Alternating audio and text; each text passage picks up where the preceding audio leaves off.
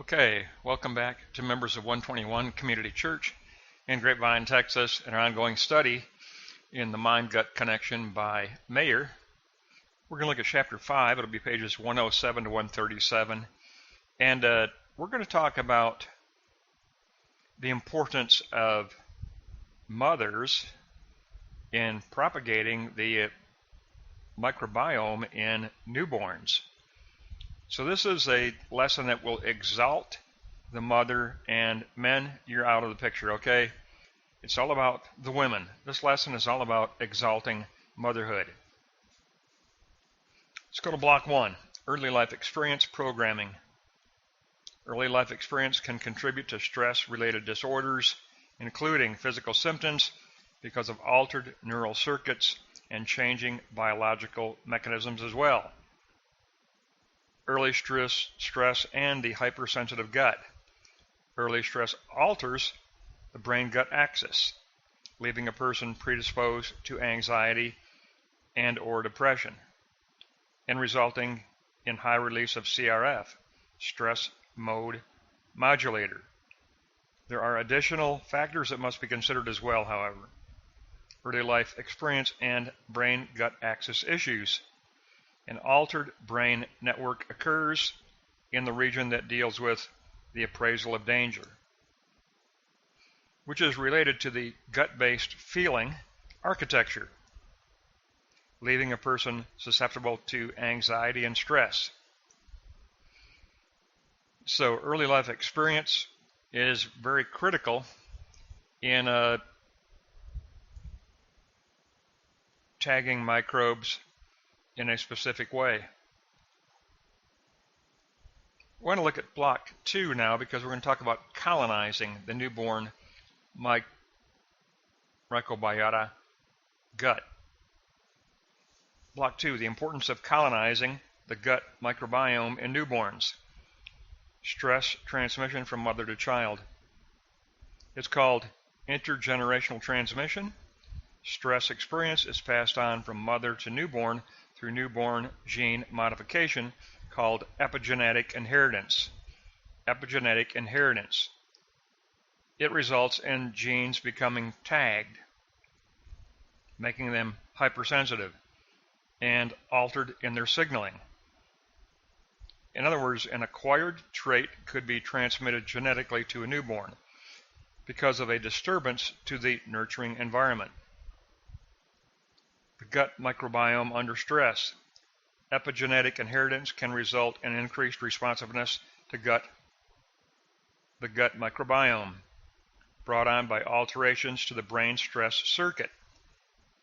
Treatment may involve modulating the gut microbiota. So stress and the womb. Very critical, stress in the womb.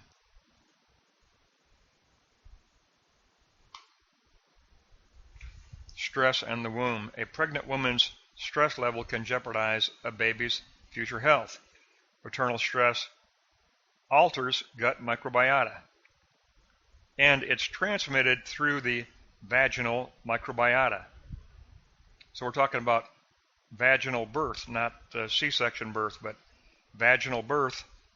There is a transmission of microbiota from mother to newborn.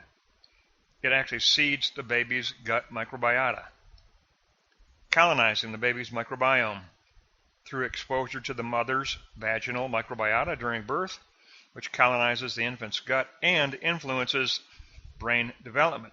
C-section babies avoid this specific colonization. So there you go.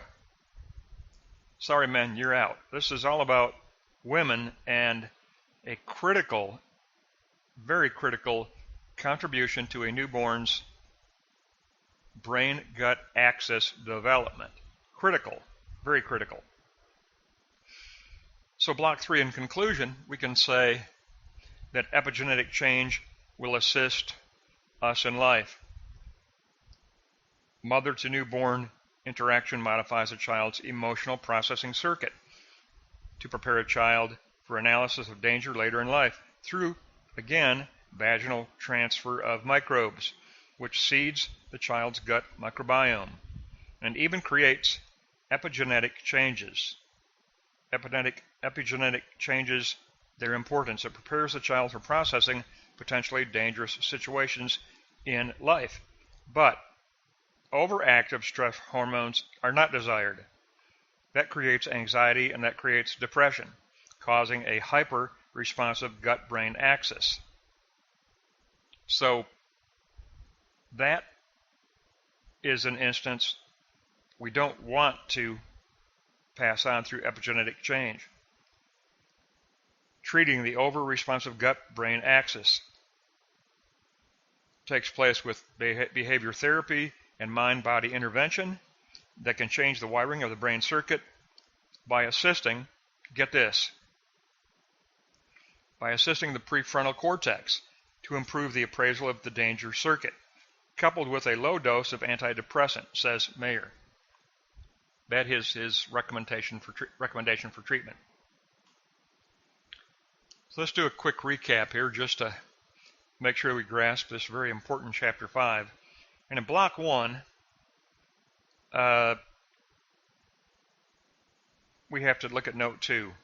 Early stress in a mother alters the brain-gut axis in the newborn and can leave the newborn predisposed to anxiety and depression later in life, resulting in high release of CRF, stress mode modulator. So that's a problem that can occur because it can result in the tagging of microbes in a very specific way that we do not desire. And then in Block 1, Note 3 also, because the altered brain network occurs and the circuit dealing with appraisal of danger. And it results in changing the microbes in the gut-based feeling gut-brain axis. But then Block 2 is always your pivot point in a lesson, and Block 2 is superb because, and I saw this on a YouTube presentation, and so I had a little bit of information before reading this chapter, but you can Google it on YouTube, and you can find the lecture that I found, a very good lecture, on this importance of passing the gut microbiome through vaginal birth. So Block 2, you got to go to Note 4. It's so important. Stress and the womb. A pregnant mother's stress level can jeopardize a baby's future health. Maternal stress alter gut microbiota, and they are transmitted through the vaginal microbiota at birth, through the birth canal, and that seeds the baby's gut microbiota. That is how the gut microbiota are seeded in a newborn. Critical. So Block 2, Note 5, colonizing the baby's microbiome is through exposure to the mother's vaginal microbiota during birth through the birth canal, and it colonizes the infant's gut and influences brain development. C-section babies avoid this colonization. And so that really has to be a critical truth in this particular Chapter 5. But in Block 3, we would have to say that we'd have to review Note 2 there, epigenetic change and its importance. This is going to prepare the child for processing potentially dangerous situations in life. So that colonization of the gut microbiome, it's critical. It is critical because it's part of the emotional processing circuit of the brain, and it's part of the process of appraisal of danger. Very critical, very, very critical. So this, the vaginal birth canal is when the newborn's microbiome becomes colonized. And it's critical for future processing potential dangerous situations. And it's a huge part of what we've already discussed in past lessons, that the endocrine system, and we're talking about the endocrine system here that gets populated, it works in tandem with the nervous system at the hinge point of the hypothalamus. The hypothalamus, that interpretive organ that is the interpretive mediator between endocrine system and nervous system, and can influence the emotional circuit for sure. But now in this lesson he says, hey, we can actually leap to the prefrontal lobe through various axons and communication. But the interpretive hinge point is the hypothalamus. It is the interpretive organ at the base of the brain, at the top of the gut-brain axis. At the top of the gut-brain axis, at the bottom of the brain, and it is the hinge point mediating organ between endocrine system and nervous system. And a newborn needs to have an endocrine system colonized by the mother. And when colonized by the mother, the child has a functional microbiome, emotional processing, brain-gut axis. So it's very critical, and mothers play a tremendous role in this gut-brain axis development. Sorry, men, but you're out of this lecture, okay? You're out. You are out.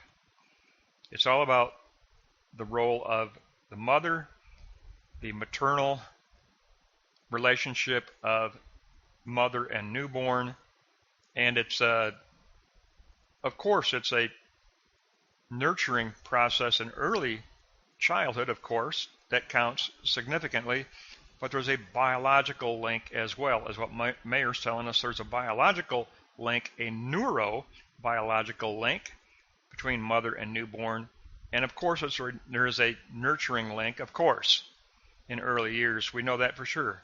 Of course we know that, but he's saying here there's a neurobiological link between mother and newborn. Great chapter 5 that lifts up and gives us great truth on the neurobiological link between mother and newborn. That's going to wrap up chapter 5, pages 107 to 137. And we have a meeting tomorrow, so we'll discuss if we're going to continue here or if we're going to move on to another project tomorrow. That's going to wrap up pages 107 to 137.